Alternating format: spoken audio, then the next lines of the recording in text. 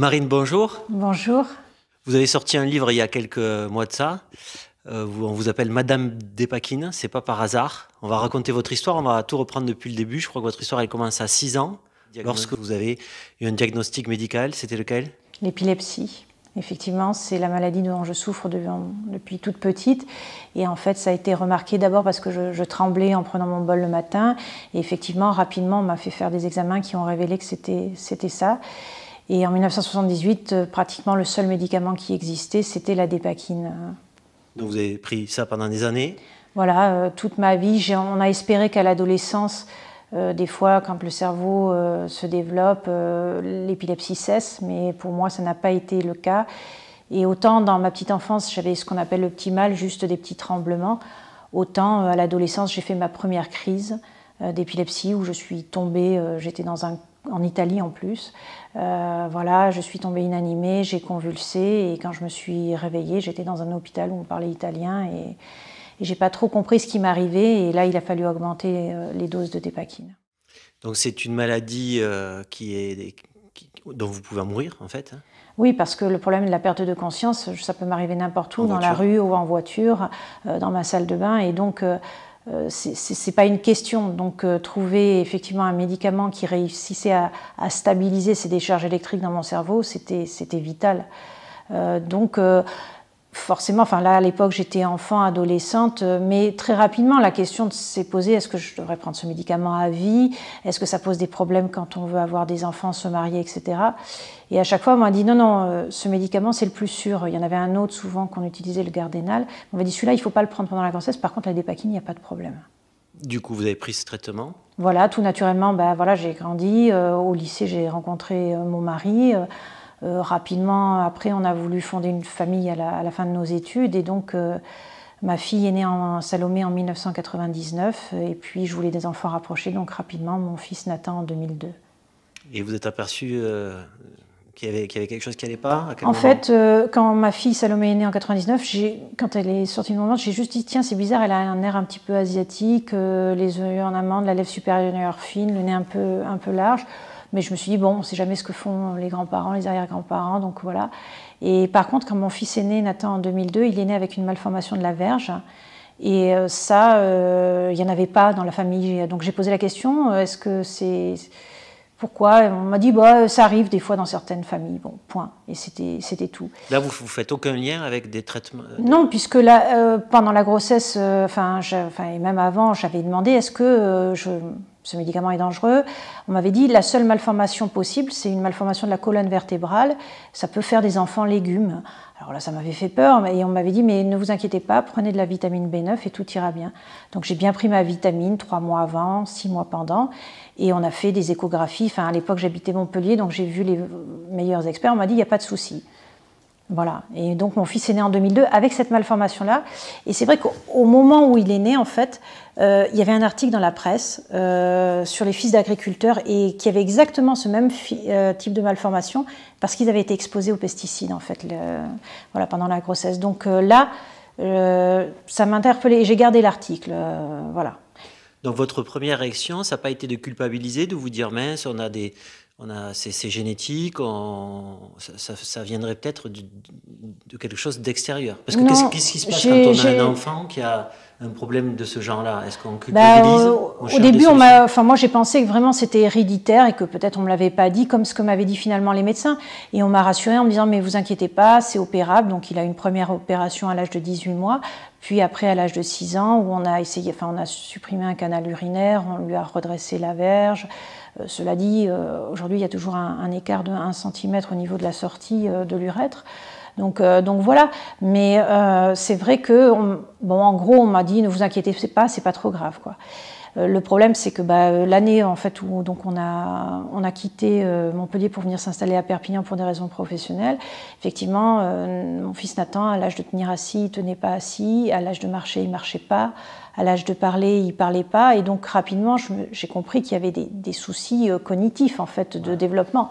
Donc très rapidement, je suis allée me renseigner auprès d'un premier pédiatre qui m'a dit « Oh, c'est une grosse feignasse ».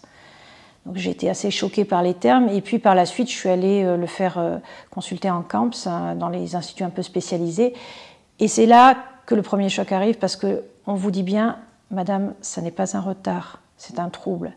Et là, en fait, on bascule dans le monde du handicap. On sait bien que ce ne sera pas rattrapable, quoi. Donc on vous dit, ne vous inquiétez pas, il va être bien pris en charge, vous allez voir un psychiatre, puisqu'il y a des troubles de type autistique, il va y avoir une rééducation psychomoteur pour l'hypotonie, le fait qu'il soit tout mou, etc. Donc finalement, il avait à peine 2 ans et demi. Et là, on parle du second enfant, on est d'accord? Oui, c'est ça. Mon aînée, j'avais rien marqué à part ce visage, elle avait parlé... à l'âge de parler, bon, elle n'était pas très habile, elle était assez maladroite, elle avait un peu des troubles moteurs. Elle avait eu un petit peu de rééducation, mais c'était sans plus, j'avais pas tilté. Et donc j'étais très focalisée sur mon second qui vraiment ne parlait pas, avait des troubles autistiques, il y avait des écholalies, donc vraiment, enfin, je savais vers quoi j'allais, quoi, très clairement. Sans qu'on me dise c'est complètement de l'autisme, etc. Et de toute façon, ici, il n'y avait pas de centre ressources autisme, donc je ne pouvais pas le faire diagnostiquer. À quel moment vous avez fait le lien avec votre traitement avec la dépakine? En fait, je voulais un 3e enfant, donc j'arrêtais pas de poser la question, est-ce que c'est génétique? Est-ce que si j'ai un 3e enfant, il aura les mêmes problèmes et tout ça? On dit, mais Madame Martin, pourquoi vous cherchez? L'important, c'est qu'il soit bien pris en charge. Je dis, oui, mais je veux un 3e enfant, je veux savoir, quoi. Et c'est là où, en fait, à l'époque, passait la série Dr House, qui parlait de diagnostic différentiel. Alors, il faisait ces petits tableaux, à la fois les malformations, les troubles neuro. Et j'ai repensé à cet article que j'avais vu à l'époque dans le Midi Libre qui parlait de ces fils d'agriculteurs. Et je me suis dit, c'est trop de malchance pour être honnête. Donc à ce moment-là, j'ai tout simplement, en 2009, eu l'idée de taper « médicaments dangereux pour la grossesse » dans Google. Et je suis tombée sur le site d'un hôpital parisien, Armand Trousseau, où il y a un service qui est spécialisé dans les médicaments phétotoxiques, en fait. Et ça s'appelle le CRAT. Donc phétotoxique, je précise, c'est qui s'attaque au fœtus. Pour le fœtus. Et je découvre à ce moment-là que le médicament le plus toxique, c'est un anti-acnéique contre les boutons, le Roaccutane. Et le second, c'est la dépakine, celui que je prends tous les jours. Donc je me jette sur ma boîte de dépakine pour regarder qu'est-ce qu'il y a à la rubrique grossesse. Et là, je vois, consultez votre médecin. C'est exactement ce qu'il y avait marqué en 99 et 2002 quand mes enfants sont nés. Et ça, c'était en quelle année que vous avez 2009. Donc là, je m'écroule devant mon ordinateur. Parce que quand je vois le tableau clinique qui est inscrit, troubles du comportement, troubles du langage, malformation du sexe, malformation des membres, c'était exactement toutes les pathologies dont souffrait mon fils. Donc vous êtes en train de dire que ce qu'il y a dans la dépakine génère ces troubles et personne ne vous a prévenu. Voilà, exactement. Alors que c'est connu puisque c'est sur un site d'un hôpital parisien. Rapidement, je vais m'apercevoir qu'il y a de la littérature scientifique qui existe sur le sujet, qu'il y a déjà depuis 2008 un procès en cours du côté de Tours, avec un article dans la presse, et qu'il y a une association en Grande-Bretagne. C'est-à-dire des gens comme vous qui se sont aperçus... Voilà, du lien entre l'exposition à la dépakine pendant la grossesse et les pathologies des enfants.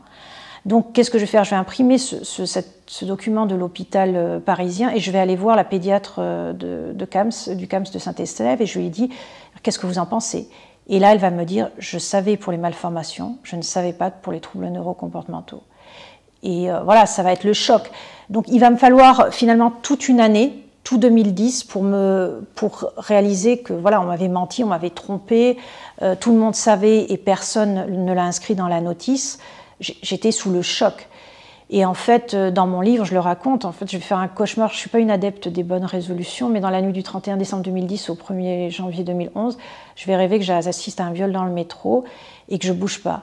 Et je me suis réveillée en me disant, mais tous les jours, des enfants vont naître sous dépakine, toi tu sais et tu dis rien, c'est une assistance à personne en danger en fait. C'est pour ça que vous sous-titrez votre livre, j'avais le devoir de parler, non? Ouais, je ne pouvais pas me taire, oui, voilà, parce que voilà, ça a été, donc j'ai réveillé mon mari, je lui ai demandé si c'était compliqué de créer une association, il m'a dit il faut être 3, donc j'avais contacté cette maman qui avait porté plainte du côté de Tours, qui m'avait raconté sa mauvaise expérience au moment des expertises et de son avocate, voilà, et donc j'ai créé l'association APESAC en mars 2011, donc là ça fera bientôt 10 ans. Dans quel but? Pour informer les familles, regrouper des témoignages, parce que je savais que si je m'attaquais tout de suite à un laboratoire aussi puissant que Sanofi, parce que je rappelle que c'est quand même un laboratoire français, on n'allait pas me croire. La dépakine, c'était le médicament le plus donné pour l'épilepsie. Pardon, quand vous dites vous voulez vous attaquer à Sanofi, Et pourquoi? Pour obtenir quoi? Réparation, pour éviter que d'autres alors, je voulais informer les familles parce que je voulais éviter que des enfants naissent, voilà. Et puis rapidement, c'est vrai que quand on est parent d'un enfant lourdement handicapé, on se dit mais qui s'en occupera quand je serai plus là? C'est pas mon frère, ma sœur, parce qu'eux ils seront vieux comme moi. C'est pas mes neveux et nièces puisqu'ils ont autre chose à faire dans leur vie. Donc voilà, la réparation rapidement. Elle arrive en fait. Et il se trouve que 2011, c'est l'année où je vais créer l'association, on éclate le scandale du Mediator. Et donc je vois Irène Frachon à la télévision, je me dis waouh, cette femme elle est fabuleuse, sa manière de parler, etc. Elle a osé, il faut que j'ose. Alors qui est cette femme-là? Irène Frachon, c'est la lanceuse d'alerte du scandale du Mediator. Donc elle est médecin, pneumologue à Brest.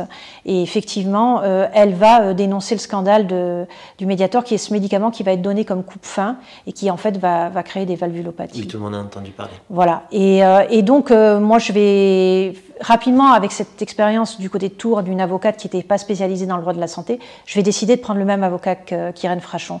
Un avocat médiatique, certes, mais j'ai très rapidement compris que si je ne médiatisais pas l'affaire, je ne toucherais pas d'autres familles et je n'arriverais pas à bouger les institutions, à changer les notices, à changer tout ça.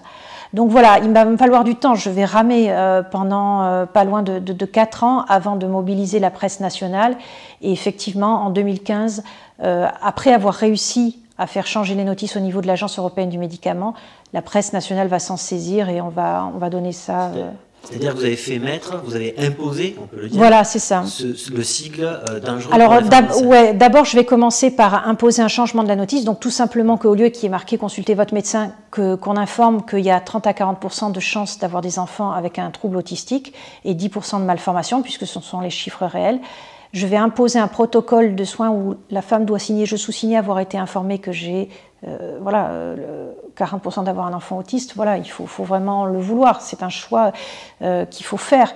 Je ne voulais pas interdire la dépakine parce que je sais que certaines femmes sont pharmacorésistantes. Elles ne peuvent pas avoir d'autres traitements. Moi, bien sûr, j'ai essayé de changer de traitement. J'ai fini par réussir après 4 années. Mais voilà, je savais que je ne pouvais pas l'interdire. Par contre, informer, c'était capital. Et je vous assure qu'il a été très difficile de faire changer les neurologues parce qu'ils adoraient la dépakine. C'était un médicament qui marchait sur tout type d'épilepsie très, très différente. Moi, je l'appelle le « à tous les coups, on gagne ». Ils savaient qu'en donnant ce médoc aux femmes enceintes, ils allaient stabiliser la patiente. Donc, il a fallu beaucoup médiatiser les choses pour dire « attention, c'est un médicament extrêmement dangereux, vous risquez d'avoir un enfant autiste ». Et voilà. Et les procédures judiciaires, bien sûr, elles sont allées de pair.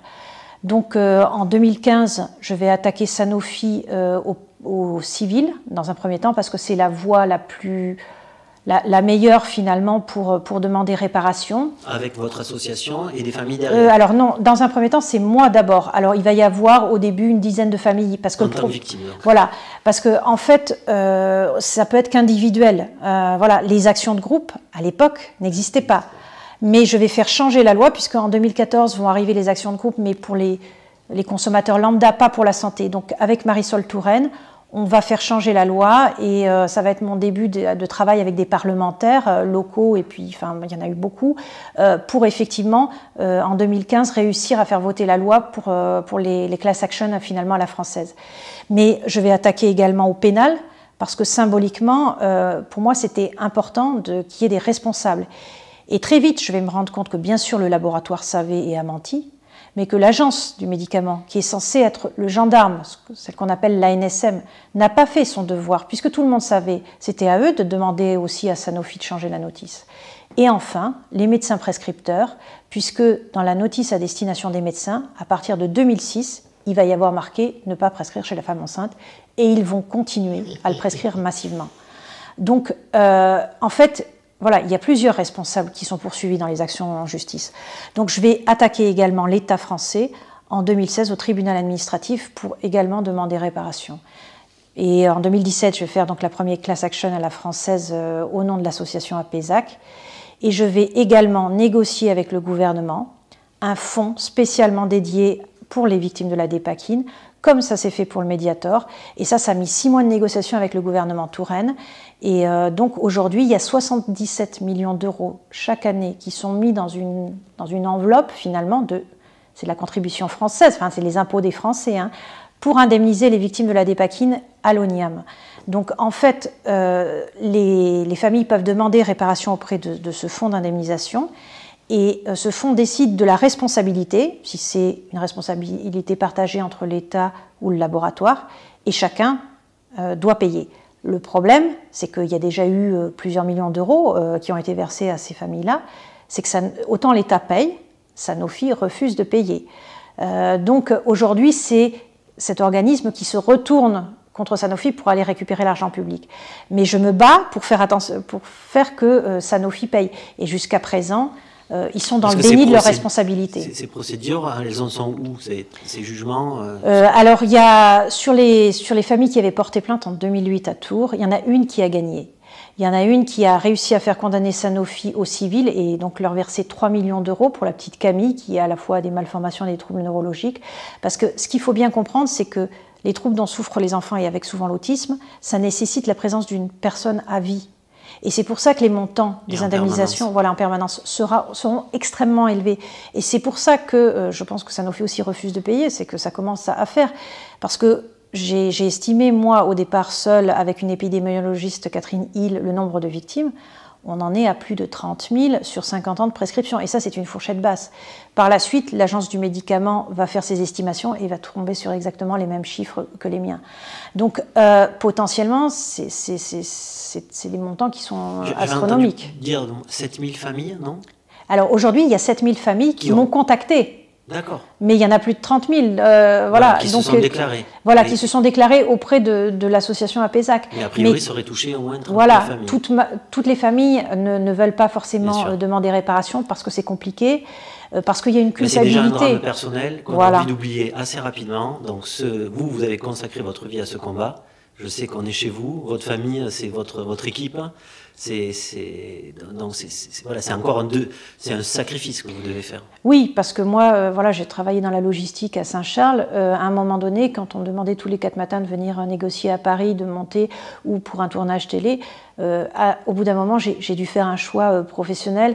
Et je savais bien que, je me rappelle les paroles de Daniel Mac, le maire de Poyestre, quand il m'avait dit « Mais vous savez dans quoi, député, vous savez dans quoi vous vous embarquez ?» Et je lui ai dit oui, droit dans les yeux. Mais je me suis dit, si lui, l'ancien boxeur, il me dit ça, c'est que je vais vraiment au combat. Donc j'ai voulu aussi me donner les moyens de réussir. Et c'est pour ça qu'en 2013, j'ai arrêté mon travail de responsable logistique pour m'embarquer un peu dans cette galère, parce qu'il n'y a pas d'autre mot. Mais aujourd'hui, quand je vois le travail accompli, j'ai quand même fait reconnaître la pathologie, parce qu'au début, on me disait mais non, c'est pas la dépakine qui cause ça, c'est pas possible, etc.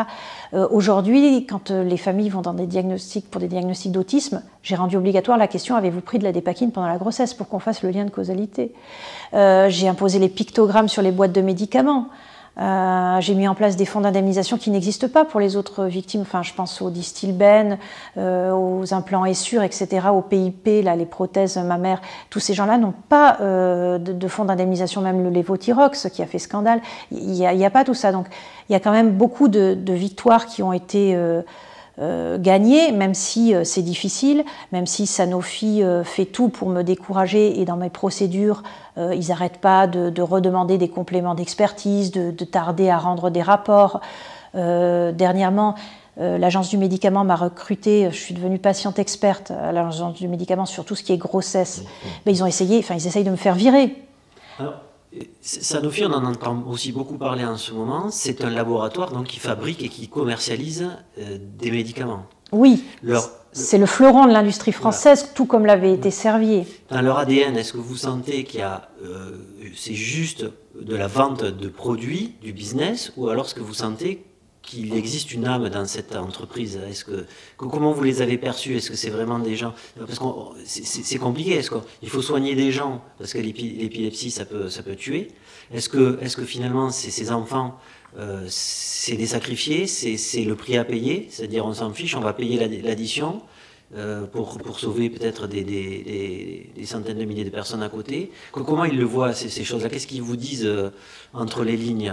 Ils s'en fichent? Ils s'en fichent totalement. Pour eux, c'est absolument pas de leur responsabilité. Ils n'arrêtent pas de dire ah oui, mais l'agence du médicament nous a donné l'autorisation de mise sur le marché du médicament, donc c'est pas notre faute, c'est de la leur. Je suis désolée, dans le Dieselgate, avec les Volkswagen qui avaient trompé le consommateur sur la consommation de leur voiture, on ne demande pas à l'État allemand de payer pour Volkswagen parce qu'ils ont trompé les acheteurs.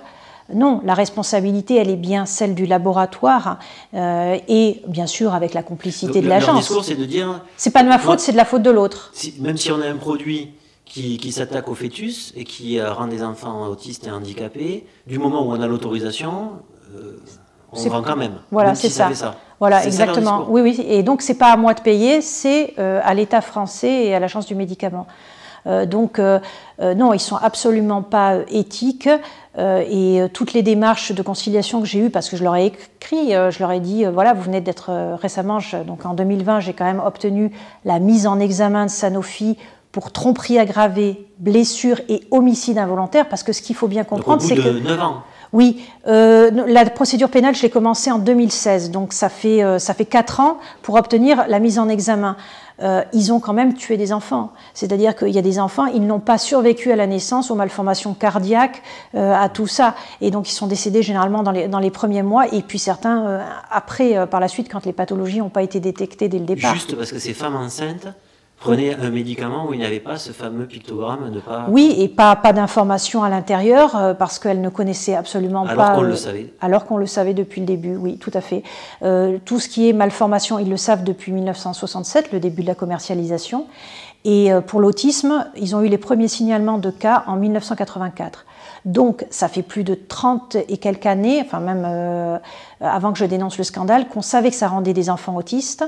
On se demande pourquoi l'autisme augmente en France, mais si on arrêtait de donner des médicaments phétotoxiques aux femmes enceintes, peut-être qu'il y aurait moins d'enfants autistes aussi.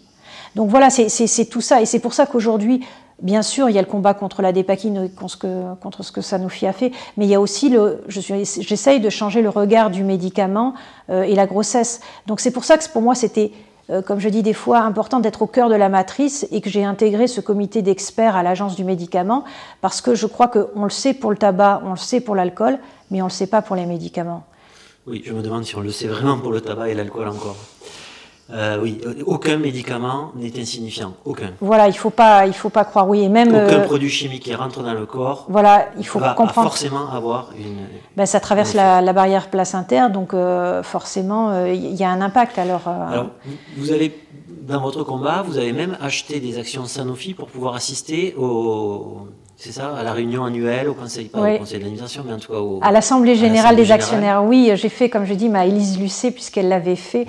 Effectivement, j'ai acheté une action Sanofi parce que je me suis dit, quand ils ont eu leur première condamnation dans le dossier de cette petite Camille, qu'il fallait que j'aille les interpeller pour savoir s'ils avaient effectivement provisionné.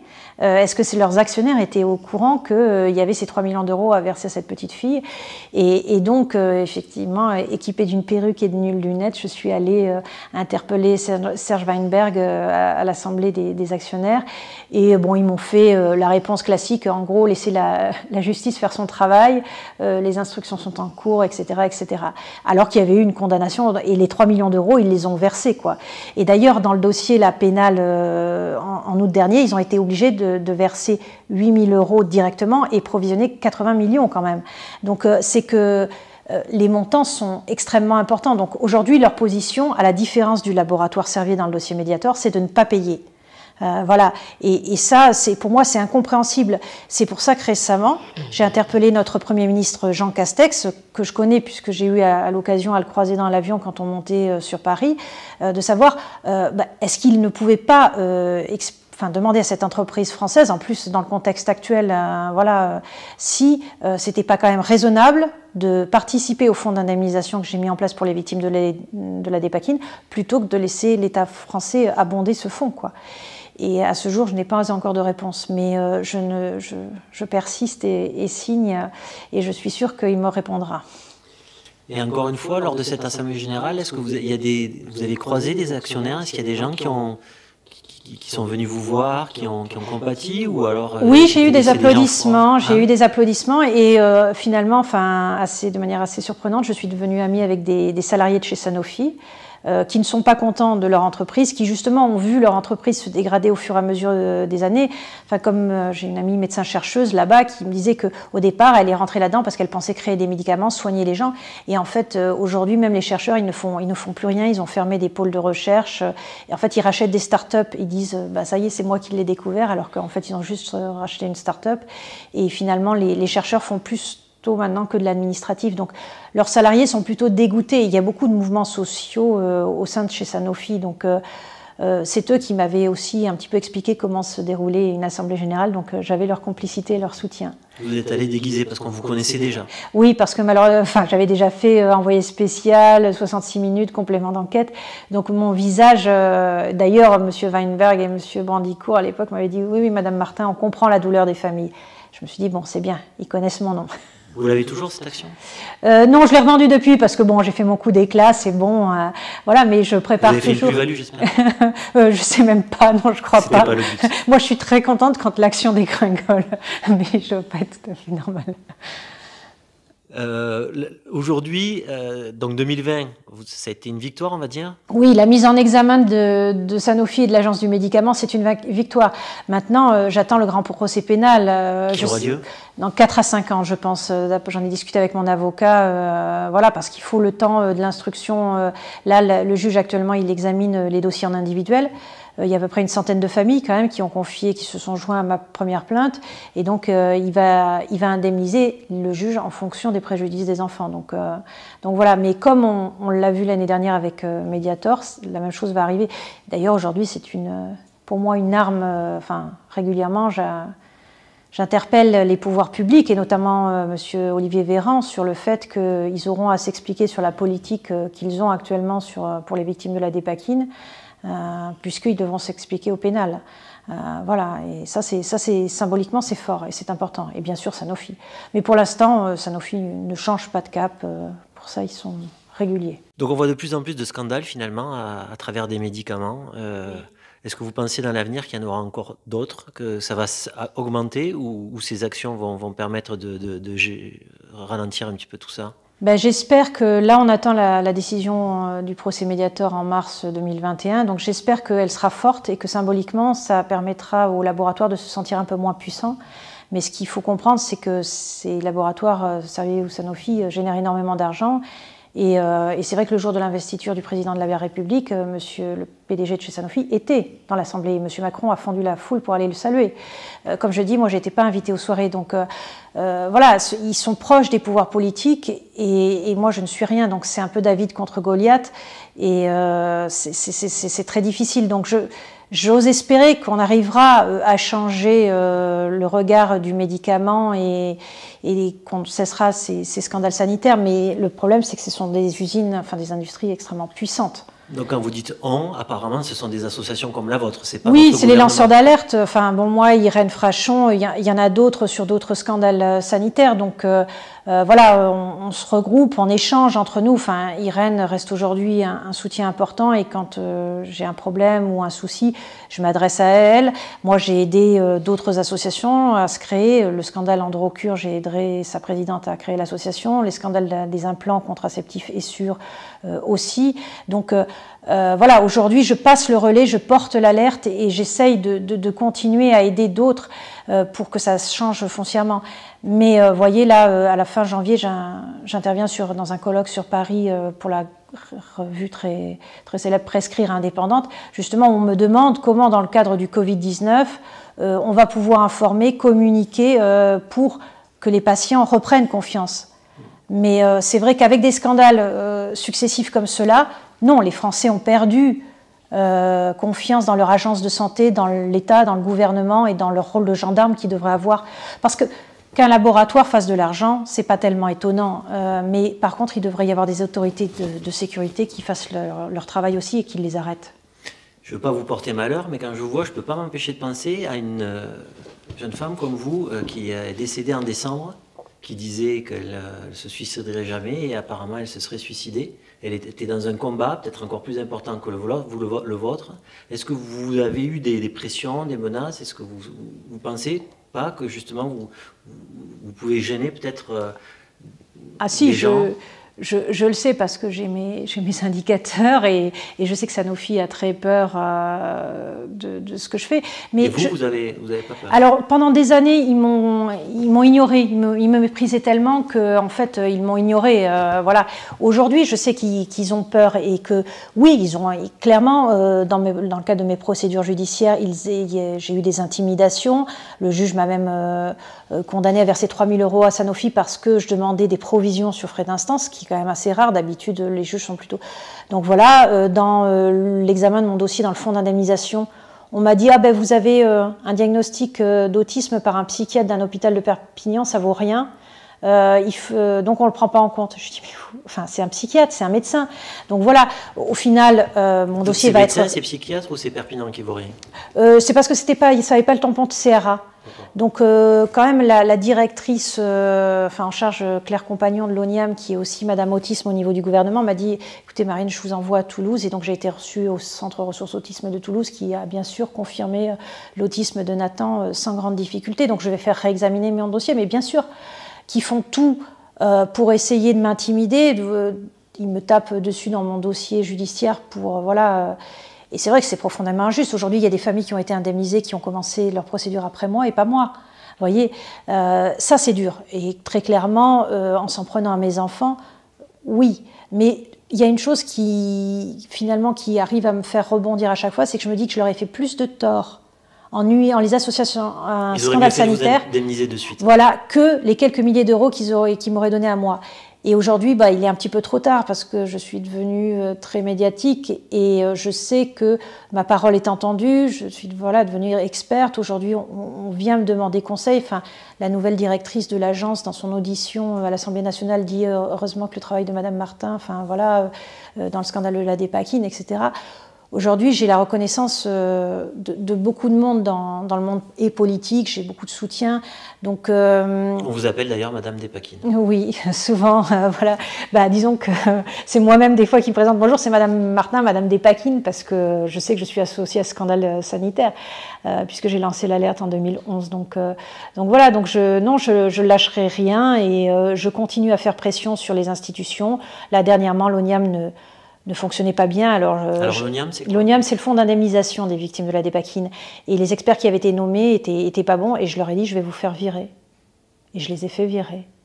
Et voilà, aujourd'hui, il y a des nouveaux experts qui ont été nommés, ça a l'air d'aller mieux, mais je leur ai dit, attention, il faut bien bosser, sinon je réinterviendrai. Et je suis déjà en train de préparer des prochains amendements avec des politiques, voilà. Et d'ailleurs, ils le savent, quand je vais travailler à l'Assemblée nationale, je peux les croiser dans le couloir et je les interpelle comme ça, quoi. Donc voilà, ils le savent, les députés, généralement. Et ce que j'ai fait, c'est qu'effectivement, comme l'association regroupe énormément de monde sur tout le territoire français, on est une association nationale, reconnue d'intérêt général, agréée par le ministère de la Santé, j'envoie des fois mes délégués en région, quand je sais que le président va se déplacer, je les envoie sur le terrain. Voilà, donc ils savent où qu'ils aillent, ils auront affaire à moi ou une des familles de l'association. Donc c'est ça aussi ma force, c'est que j'ai réussi à fédérer énormément de familles sur tout le territoire français pour dénoncer le scandale. Et il n'y a pas que Marine Martin du fin fond de ces Pyrénées-Orientales, je fais témoigner dans la presse régionale, je néglige rien, presse nationale mais presse régionale aussi. Vous êtes en lien avec les associations sur l'autisme qu'il y a dans le département? Oui. Il y a Myriam Segui qui était d'Autisme Esperanza, qui est de Poyestre aussi. Elle prenait, elle, de la dépakine quand Non, mais elle ne peut pas s'empêcher de penser aux vaccins ou aux pesticides aussi. Voilà. Donc il y a les médicaments et il y a les causes environnementales. On le sait aujourd'hui, c'est avéré également. Donc, vous pensez que les vaccins peuvent être liés aussi? Enfin, en tout cas, ceux qu'il y a dans les vaccins. Moi, je pense que oui, tout à fait. Ça a été d'ailleurs, il y a eu, je crois, des procédures en Italie et ça a été reconnu, lien de causalité. Mais souvent, c'est vrai que moi, je préfère, comme je suis expert dans mon domaine, je sais très bien les antiépileptiques. Sur les autres questions, je reste toujours un petit peu plus floue parce que je n'ai pas travaillé la question. C'est vrai qu'à chaque fois que j'avance un argument, c'est que derrière, c'est béton. Moi, j'ai les preuves scientifiques de ce que j'avance, quoi. Et dans le département, vous avez une idée de combien de familles ont été touchées? Ah oui, on est. Alors actuellement, je sais qu'il y a plus de 150 familles sur tout le département, oui, juste sur le 66. Hein. Donc voilà, oui, déclaré. Et toutes les femmes ne passent pas la barrière de m'appeler et de dire bonjour, je suis concernée. Parce que, encore une fois, il y a une culpabilité. J'ai pris ce médicament, j'ai empoisonné mon enfant. Voilà, c'est difficile pour la maman d'accepter ça, même si elle ne savait pas. Elle a le sentiment d'avoir une culpabilité entre sa maladie, ce médicament-là. Donc, il y a des mamans, quand l'enfant n'est pas extrêmement touché, elles n'osent pas. Mais je leur dis, mais même si l'enfant est moins touché qu'un autre, c'est pas pour autant que vous ne devez pas demander réparation et faire reconnaître finalement le préjudice. C'est compliqué, on préfère faire comme si rien n'était arrivé. Je comprends. D'ailleurs, il y a tellement d'enfants qui ont été identifiés aujourd'hui qu'on arrive à faire presque le portrait type de l'enfant d'Epakine. C'est-à-dire qu'il y a des expliquez-nous, physiquement. Il y a un phénotype, un faciès d'Epakine, qui est proche de celui ce qu'on appelle les fétopathies à l'alcool, donc les dégâts que peut causer l'alcool. Donc en fait, c'est souvent une lèvre supérieure fine, un lait épaté, un front large, voilà, des yeux un petit peu écartés aussi, des oreilles légèrement ourlées. Donc voilà, c'est parce que ça provoque véritablement des malformations physiques. D'ailleurs, il y a un médecin du côté de Rennes qui disait que rien qu'en rentrant, en ouvrant la porte et en allant serrer la main, il savait si c'était un enfant d'Epakine. Donc moi, dans mon bouquin, il y a un chapitre qui est consacré à ça, c'est la famille d'Epakine, la famille Apézac, quoi. Effectivement, ils sont tous frères et ça, c'est lors des premiers rassemblements que j'ai faits, c'était ce qui m'a choqué, je crois, le plus. Parce qu'on a l'impression que finalement on s'est fait enlever le visage de nos enfants, parce qu'on se dit toujours il va ressembler au papa, à la maman, à la grand-mère, etc. Et là, en fait, c'est un peu des clones, quoi. Sanofi est venu y mettre un petit peu de ses gènes. Voilà, c'est ça, de sa graine, si on peut dire comme ça. Et ça, au début, c'est un petit peu frappant.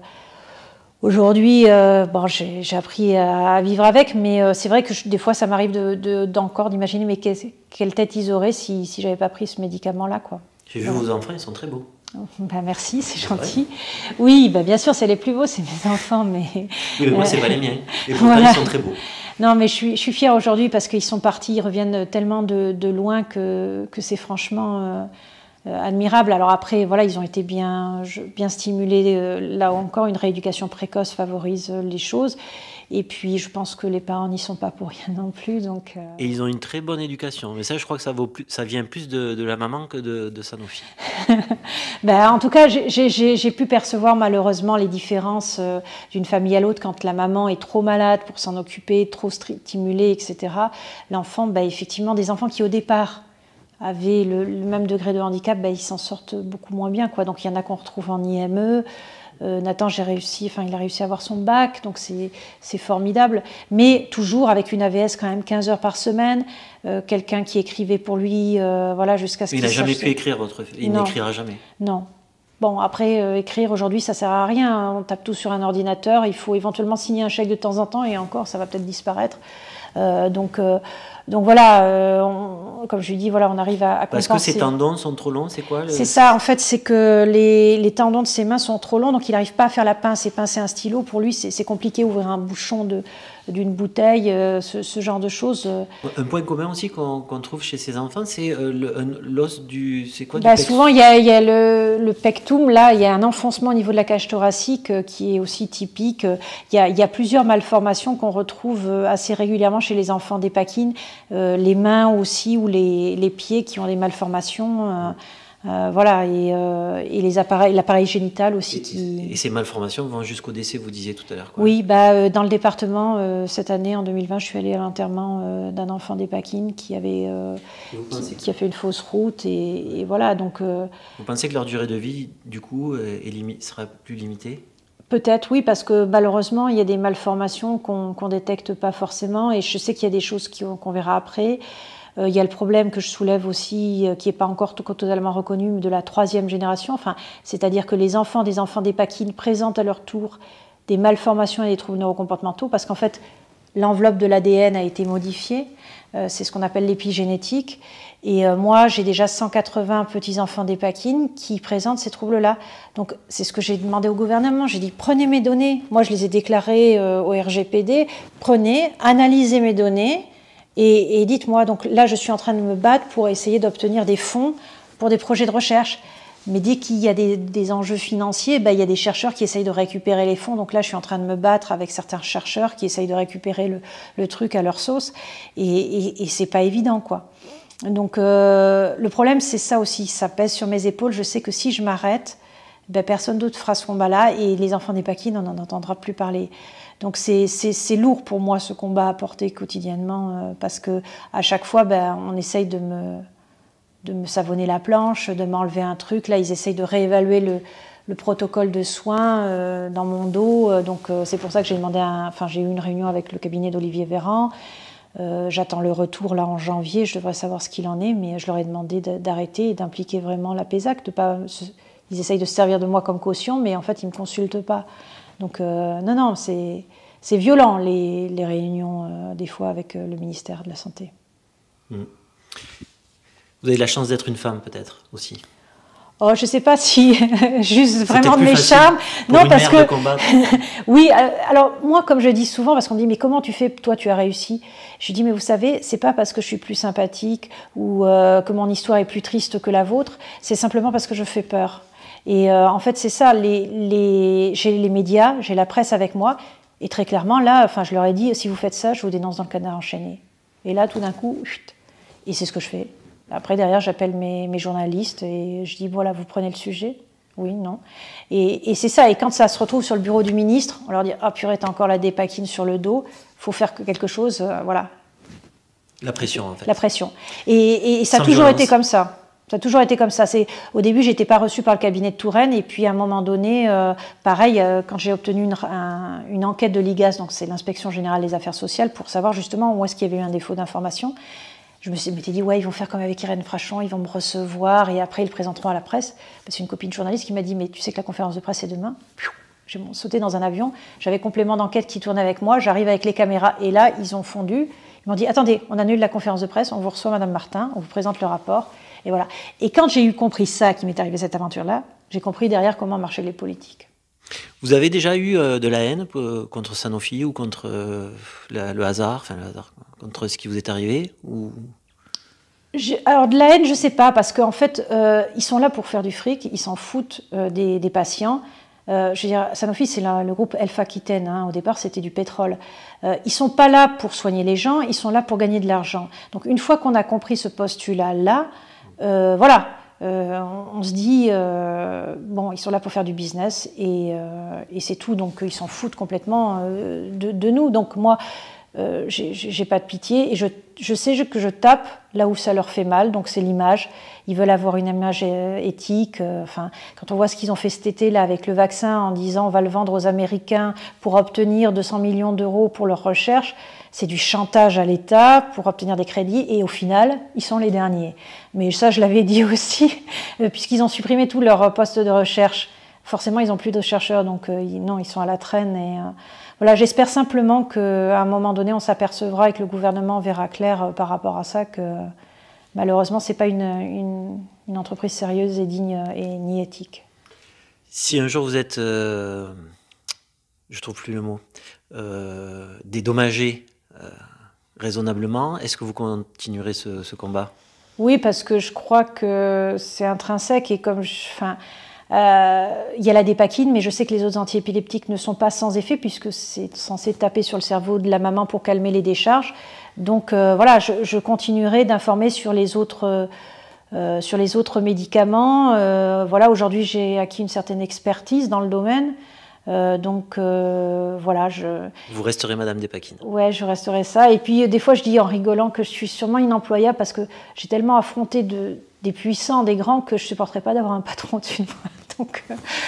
Donc voilà, aujourd'hui, je continuerai à faire ce que peut-être d'une certaine manière je sais bien faire. Et si récemment, vous voyez, on m'a appelé sur la commune de Poyestre et je suis devenue conseillère municipale. Et ça, je suis très contente aujourd'hui de participer à la vie de ma commune et je me régale là-dedans. Très bien. D'ailleurs, si vous voulez faire des enquêtes pour le journal catalan, vous êtes la bienvenue. Avec plaisir. Mais je crois que vous n'avez pas le temps. Pour l'instant, non, mais c'est vrai que j'ai bien compris aussi la puissance des médias, du journalisme, et que c'est un contre-pouvoir réel et que le pouvoir de l'image, il est très important, donc c'est très intéressant. Vous avez envie de dire un mot pour conclure? Bah, que s'il reste encore des familles dans le département, dans la région qui sont touchées, il ne faut surtout pas qu'elles hésitent à nous appeler parce qu'on est là et que même si leur enfant est peut-être moins touché que d'autres qu'ils auraient pu voir la télé, c'est pas parce qu'ils sont pas trop touchés qu'on ne sait pas demain ce qu'il y aura. Voilà, alors les petits-enfants des Pâquis ne seront pas touchés, donc c'est important que vous preniez contact avec moi. C'est vrai que ça demande beaucoup de courage, mais c'est souvent mieux d'accepter la réalité que de la fuir ou de se la cacher. Donc, moi j'arrive pas. C'est aussi une façon de régler le problème. Voilà, moi très clairement ça a été une thérapie. Créer la PESAC, c'est une manière de réparer la chose. J'ai fait du tort sans le savoir à mes enfants. Aujourd'hui, en faisant reconnaître la pathologie, déjà, c'est accepté. Partout, à l'école, voilà, il y a des protocoles qui sont mis en place pour les aider. Et donc, en fait, ça a été plutôt positif. L'acceptation a été positive. Donc, voilà, j'encourage les autres mamans à aller vers ces démarches-là. Si vous doutez, vous nous regardez, vous nous écoutez, il vaut mieux y aller parce que même si c'est dur, ce sera toujours moins dur que de se dire qu'on n'a pas fait et qu'on aurait pu faire un jour quelque chose pour ses enfants ou ceux des autres. Oui, tout à fait. Merci beaucoup. Merci de nous avoir reçus chez nous. Chez vous, pardon.